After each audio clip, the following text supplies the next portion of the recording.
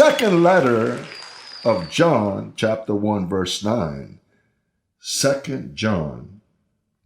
Take notes, bless. Look how John dared to speak. Look at the falsehood here.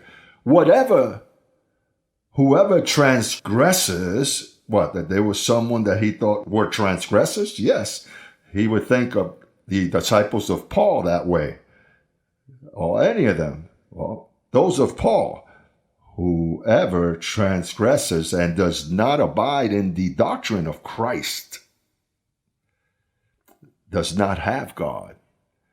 He who abideth in the doctrine of Christ, he has both the one with the beard and the little child, the Father and the Son. So John says that you have to have the doctrine of Christ, right?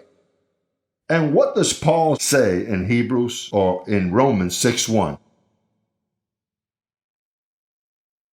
John says that you must have the doctrine of Jesus. So then Paul says in Hebrews 6:1, therefore leaving the discussions of the elementary principles of Christ. And what is the perfection? Grace. And why must we leave the doctrines of Jesus? Because he was, number one, he wasn't Christian.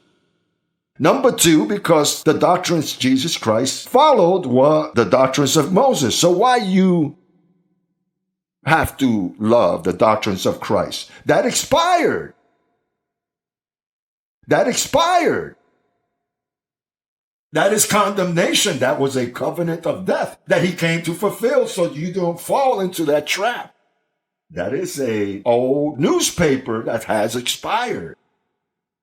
You have to leave that. Paul says, leaving the rudiments, abandon all of that. Mark, Luke, John, that is history, old history.